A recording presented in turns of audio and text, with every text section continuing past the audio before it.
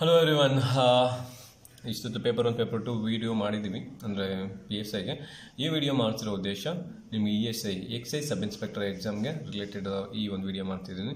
So exercise sub inspector ನಿಮಗೆಲ್ಲ ಗೊತ್ತಿರೋ ಥರ ಪೇಪರ್ 1 ಪೇಪರ್ 2 ಬಗ್ಗೆ ಇದೆ.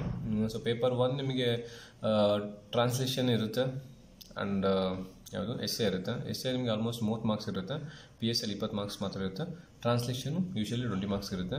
ಸೊ ಪೇಪರ್ 1 ಬಗ್ಗೆ ಮಾಹಿತಿಗಾಗಿ PSI ಪೇಪರ್ 1 ಒಂದು ವಿಡಿಯೋ ನೋಡಿದ್ರೆ ನಿಮಗೆ ಅದು ಕ್ಲಿಯರ್ ಕಟ್ಟಾಗಿ ಸಿಗುತ್ತೆ.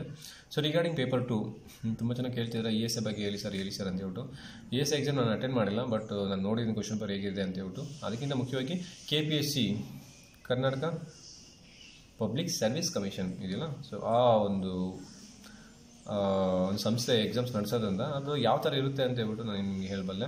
ಸೊ ESI ಅಲ್ಲಿ ಹೇಳ್ತೀನಲ್ವ, PSI ಪ್ರಿಪ್ರೇಷನ್ ಮಾಡೋದು ಒಂದು ವಿಧಾನ ಬೇರೆ ಆದರೆ ESIಗೆ ಪ್ರಿಪ್ರೇಷನ್ ಮಾಡೋ ವಿಧಾನ ಬೇರೆ ಇರುತ್ತದೆ. ಸೊ ಇಲ್ಲಿ ನೀವು ಯಾವುದೊಂದು ವಿಷಯ ತಿಳ್ಕೊಂಡಾಗ ವಿಷಯ ಈಗ ಏನಿದೆ ಅನ್ನೋದಕ್ಕಿಂತ ಹಿಂದೆ ಏನಿದೆ, ಈಗ ಏನಿದೆ, ಮುಂದೆ ಏನಾಗುತ್ತೆ ಅನ್ನೋದು 3 ವಿಷಯನ ನೀವು ಅರ್ಥ ಮಾಡ್ಕೊಂಡಿರಬೇಕು ಅಂತ ಓದ್ಕೊಂಡಿರಬೇಕು. ಪ್ರತಿಯೊಂದು ವಿಷಯನೂ ಇಂಪಾರ್ಟೆಂಟು. ಸರ್ ಯಾವ್ದು ಇಂಪಾರ್ಟೆಂಟ್ ಅಲ್ಲ, ಇಲ್ಲಿ ಇದು ಇಂಪಾರ್ಟೆಂಟ್ ಅಂತಲ್ಲ, ಯಾವುದೇ ಕಾರಣಕ್ಕೂ ಹೇಳಿಕ್ಕೆ ಬರೋಂಗಿಲ್ಲ. ಪ್ರತಿಯೊಂದು ಕಾನ್ಸೆಪ್ಟ್ ಓದಬೇಕು. ಇಲ್ಲಿ ಆಪ್ಷನ್ಸ್ ಯಾವ ಥರ ಬರುತ್ತೆ ಅಂದರೆ ABC ಆಪ್ಷನ್ ಕೊಟ್ಬಿಟ್ಟು ಈ ಮೇಲಲ್ಲಿ ಯಾವುದು ಸರಿ, AB ಸರಿನಾ, ABC ಸರಿನಾ, BC ಸರಿನಾ, ಈ ಥರ ಕೇಳ್ತಾರೆ.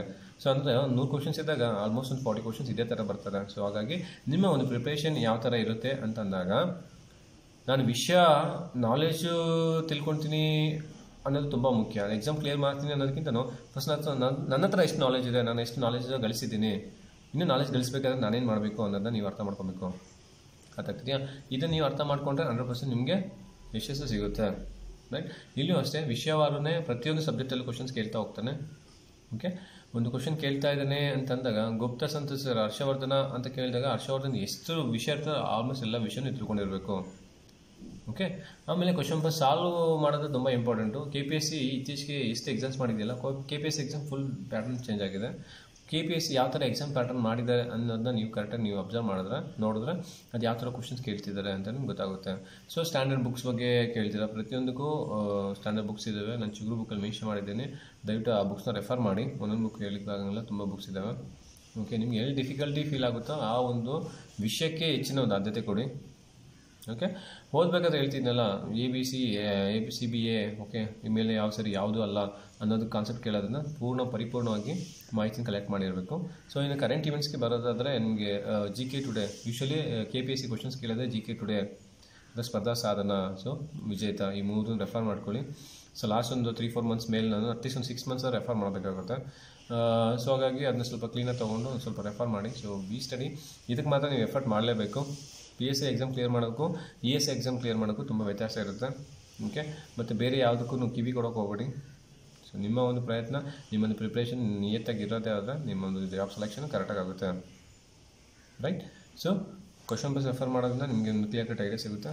ಓಕೆ, ನಾನಂತೂ ESI ಎಕ್ಸಾಮ್ ಬರೆದಿಲ್ಲ ನಾನು, ಬಟ್ ನೋಡಿದ್ದೆ, ಹಾಗಾಗಿ ನೋಡಿ ರೆಫರ್ ಮಾಡಿ. ಸೊ ಯಾವ ಒಂದು ವಿಷಯ ಯಾವ ಥರ ಓದಬೇಕು, ಓದೋದು ಮಾತ್ರ ಹೇಳ್ತೀನಲ್ಲ, ದಯವಿಟ್ಟು ಪ್ರತಿಯೊಂದು ವಿಷಯ ಪ್ರತಿಯೊಂದು ಕಾನ್ಸೆಪ್ಟು ತಿಳ್ಕೊಂಡಿರಬೇಕು. ನೀವು ಪ್ರತಿಯೊಂದು ಕಾನ್ಸೆಪ್ಟ್ ತಿಳ್ಕೊಂಡ್ರೆ ಮಾತ್ರ ನಿಮ್ಮ ಕೈಯಲ್ಲಿ ಸಾಲ್ವ್ ಮಾಡ್ಲಿಕ್ಕೆ ಆಗ್ತದೆ. ಸೊ ಒಂದೇ ಸರ್ PSIಗೆ ಓದಿರ್ತಾರೆ ಹೋದ್ರೆ ಆಗುತ್ತಾ? ನಿಜವಾಗ್ಲೂ PSI ಓದಿರ್ತಾರೆ ಹೋದರೆ ತುಂಬ ಕಷ್ಟ ಆಗುತ್ತೆ. Knowledge is very important.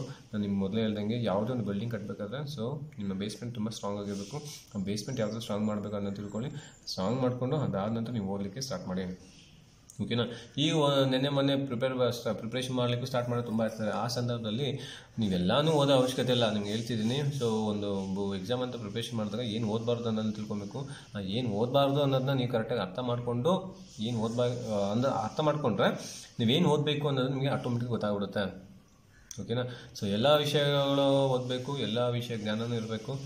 So better KPSC ಯಾರು ಪ್ರಿಪ್ರೇಷನ್ ಮಾಡ್ತಿದ್ರು 5th to 12th ಸ್ಟ್ಯಾಂಡರ್ಡ್ವರೆಗೂ ಹಿಸ್ಟ್ರಿ, ಜಿಯೋಗ್ರಫಿ, ಆಮೇಲೆ ಎಕನಾಮಿಕ್ಸು ಮತ್ತು ಪೊಲಿಟಿ, ಈ 3 ಚೆನ್ನಾಗಿ ಓದ್ಕೊಂಡು ಹೋಗಿ.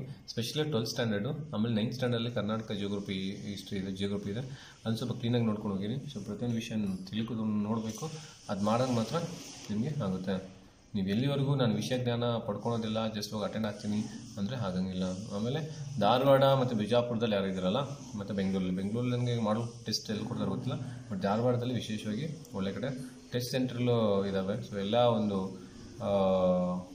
ಟೆಸ್ಟ್ಗಳು ತೊಗೊಳ್ಳಿ, ಬರೀರಿ. ಸೊ ಬರೆಯೋದ್ರಿಂದ ನಿಮಗೆ ಮಿಸ್ಟೇಕ್ಸ್ ಮಾಡ್ತೀರಾ, ಆ ಮಿಸ್ಟೇಕ್ಸ್ನ ಮತ್ತೆ ಅಲ್ಲಿ ಎಕ್ಸಾಮ್ ಸೆಂಟ್ರಲ್ಲಿ ಮಾಡೋಕ್ಕೆ ಹೋಗಬಾರ್ದು. ಇಲ್ಲೇನು ಮಿಸ್ಟೇಕ್ಸ್ ಆಗಿರ್ತಾವಲ್ಲ ನಿಮ್ಮನ್ನು ನೀವು ಬದಲಾಯಿಸ್ಕೊಳ್ಳಿ. ಸೊ ಪ್ರತಿಯೊಂದು ಹೆಜ್ಜೆಯಲ್ಲಿ ನನ್ನಲ್ಲಿ ಏನು ಮಿಸ್ಟೇಕ್ ಆಗಿದೆ, ಆ ಮಿಸ್ಟೇಕ್ ನಾನು ಯಾವ ಥರ ರೆಕ್ಟಿಫೈ ಮಾಡಿಕೊಂಡ್ರೆ ನಾನು ಮುಂದೆ ಬರೋ ಎಕ್ಸಾಮಲ್ಲಿ ನನ್ನನ್ನು ಬದಲಾಯಿಸ್ಕೊಂಡು ಒಂದು ಒಳ್ಳೆ ಜಾಬ್ ತೊಗೋಬೋದು ಅನ್ನೋದು ನಿಮಗೆ ಮಾಹಿತಿ ಸಿಗುತ್ತೆ. ಓಕೆ, ಸೊ ಇದು ಪೇಪರ್ 2 ಬಗ್ಗೆ. ಪೇಪರ್ 2 ಬಗ್ಗೆ ವಿಶೇಷ ಅಂದರೆ ಎಕ್ಸ್ಪ್ಲೇನ್ ಮಾಡಬೇಕು, ಪ್ರತಿಯೊಂದು ಕಾನ್ಸೆಪ್ಟ್ ತೊಗೊಂಡು ಎಕ್ಸ್ಪ್ಲೇನ್ ಮಾಡಬೇಕು. But as per my knowledge ನಾನು ನೋಡ್ದಂಗೆ ಫಸ್ಟ್ ನೀವು ಅನಲೈಸ್ ಮಾಡೋದ್ರಿಂದ ನಿಮಗೆ ಕ್ಲಿಯರ್ ಕಟ್ಟಾಗಿ ಗೊತ್ತಾಗುತ್ತೆ. ಆಮೇಲೆ ಇದೇ ಬರುತ್ತೆ ಅದೇ ಬರುತ್ತೆ ಅಂತ ನಾನು KPSC ಎಲ್ಲಿಗೆ ಬರೋಂಗಿಲ್ಲ. KPSC ಅಂದರೆ ಅದೊಂಥರ totally different. UPSC KPSC totally different. ಅವ್ರ ಕ್ವಶನ್ ಪ್ಯಾಟರ್ನ್ ಸೆಟ್ ಮಾಡೋ ವಿಧಾನ ಆಗಿರಲಿ, ನಿಮ್ಮಲ್ಲಿ ರಿಪಿಟೇಷನ್ ಸ್ವಲ್ಪ ಕಡಿಮೆನೇ ಇರುತ್ತೆ, ಸ್ವಲ್ಪ ಮ್ಯಾಕ್ಸಿಮಮ್ ಕಡಿಮೆನೇ ಇರುತ್ತೆ. PSI ಈ ಕಡೆ ಪೊಲೀಸ್ ಡಿಪಾರ್ಟ್ಮೆಂಟ್ ಸ್ವಲ್ಪ ರಿವಿಷನ್ ಜಾಸ್ತಿ ಇರುತ್ತೆ. ಸೊ ಡಿವೈಡ್ ಆಗೋ ಮತ್ತೆ ಬರೋಂಥ ಕ್ವಶನ್ಸ್ ಇರ್ತವೆ. ಇಲ್ಲಿ ಕ್ವಶನ್ಸ್ ಮತ್ತೆ ರಿಪೀಟ್ ಆಗೋ ಕ್ವಶನ್ಸ್ ತುಂಬ ಕಡಿಮೆ ಇರ್ತದೆ. ಹಾಗೆ ಪ್ರತಿಯೊಂದು ವಿಷಯದ ಜ್ಞಾನ ಇರಲಿ. ಓಕೆ, ಎಕ್ಸಾಮಲ್ಲಿ ತರಾತುರಿಯಲ್ಲಿ ಏನೋ ಒಂದು ಹಾಕಬೇಕಲ್ಲ ಅಂತ ಹೇಳ್ಬಿಟ್ಟು ಹಾಕೋಕೆ ಹೋಗಬೇಡಿ. ಯಾಕೆಂದರೆ ನೀವು ಟಿಕ್ ಮಾಡೋ ಒಂದು ಪ್ರತಿಯೊಂದು ಪಾಯಿಂಟು, ಪ್ರತಿಯೊಂದು ಲೈನನ್ನು ನಿಮ್ಮ ಜೀವನ ನಿರ್ಧಾರ ಆಗ್ತಾ ಹೋಗ್ತಾ ಇರ್ತದೆ. ಹಾಗಾಗಿ ಗಮನ ಇರಲಿ, ಗಮನ ಇಟ್ಟು ಎಕ್ಸಾಮ್ ಸೆಂಟ್ರಲ್ಲಿ ಸೊ ಎಕ್ಸಾಮ್ನ ಸಾಲ್ವ್ ಮಾಡೋಕ್ಕೆ ಟ್ರೈ ಮಾಡಿ.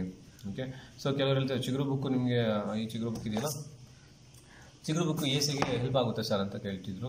ಸೊ ESIಗೆ ನಿಮಗೆ GK ಅದರಲ್ಲಿ ಮತ್ತು ಕ್ವಿಕ್ಕಾಗಿ ಕಾನ್ಸೆಪ್ಟು ರಿವೈಸನ್ ಮಾಡ್ಕೊಳ್ಳಿಕ್ಕೆ ಹೆಲ್ಪ್ ಆಗುತ್ತೆ.